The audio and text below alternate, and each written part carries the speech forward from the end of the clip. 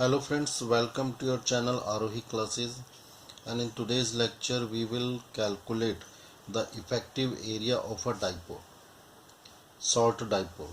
Okay, the condition for short dipole is short dipole when the length of the dipole is much smaller than lambda, where lambda is the operating wavelength of frequency.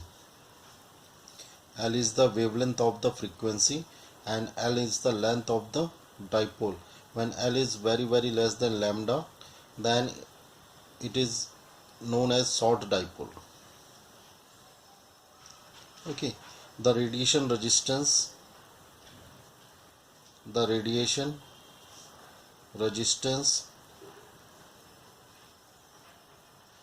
of a short dipole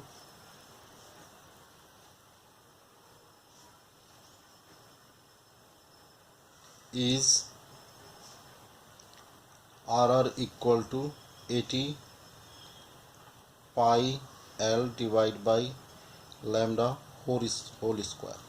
Okay, this is the formula of radiation resistance for short dipole. Now you can see here, this is the dipole where L is the length of the dipole and EI is the electric field of the incident wave. Okay, the direction of the electric field is along the length of the antenna, and Vt is the voltage developed at the terminal of the dipole. Okay, so for lossless antenna,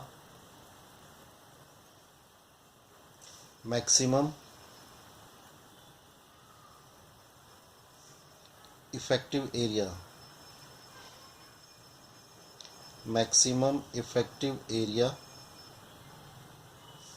will be equal to AEM equal to mod of Vt square divided by 8 Wi 1 divided by Rr plus RL. Because antenna is lossless, okay, we considering antenna lossless, so RL will be equal to 0. Now the formula is mod of Vt square divided by 8 Wi 1 divided by Rr. Now Vt is the terminal voltage and that is equal to EI dot L. Vt is nothing but EI dot L. So terminal voltage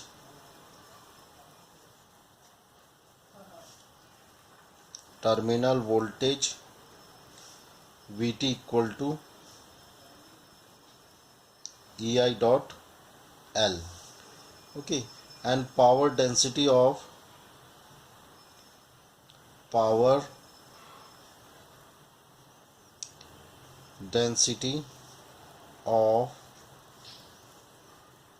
uniform incident wave is Wi equal to EI square divided by 2 eta. Okay, and how it comes, we know that power density is equal to E cross H. Okay, and we also know that eta is equal to E divided by H. So H equal to E divided by eta.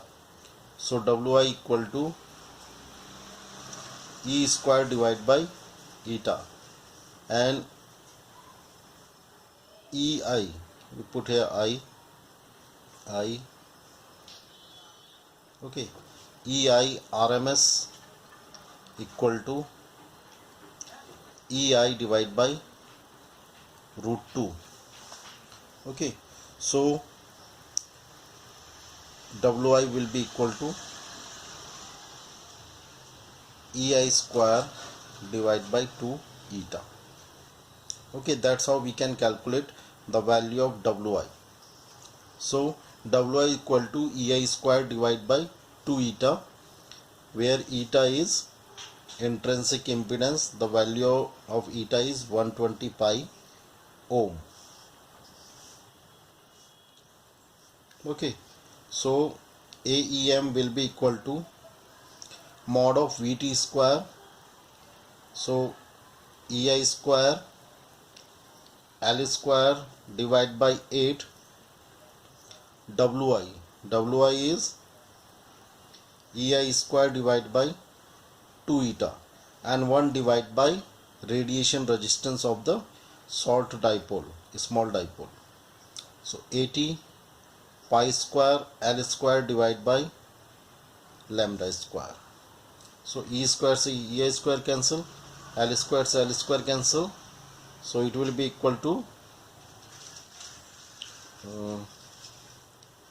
3 lambda square divided by 8 pi, or we can say it is equal to 0.119 lambda square. This is the effective area of the short dipole.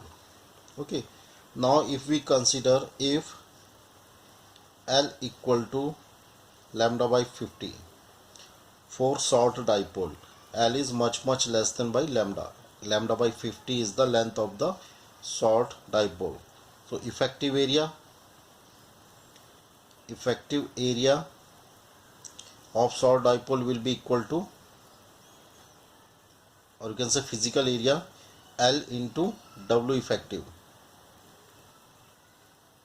Okay, L is the length of the dipole and W effective is the width of the dipole. Okay, we can write here W effective equal to effective width of dipole.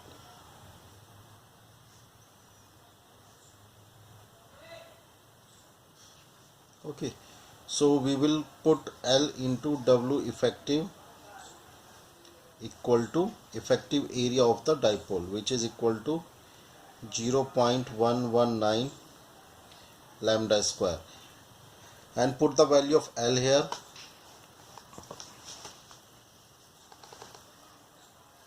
Okay, so W effective, when we put the value of L here, lambda divided by 50 into W effective equal to 0.119 lambda square. That will give you W effective equal to 5.95 lambda. Here you can see here the width of the dipole antenna is 5.95 lambda. Okay, W effective. So you can see here effective area of short dipole is much more greater than by its physical area. You can see that this is the physical area of the dipole and this is the effective area of the dipole, which is 5 times of the lambda. Width of the dipole is, effective width of the dipole is 5.95 times of lambda. So we can write here, which is very wide compared to physical diameter of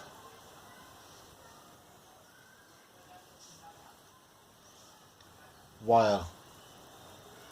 Okay, so always remember effective area of the short dipole is greater than the physical area of the dipole.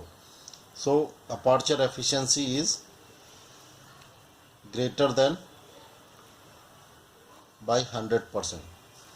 Aperture efficiency is the ratio of effective area divided by physical area. So it is greater than 100% because effective area is greater than physical area.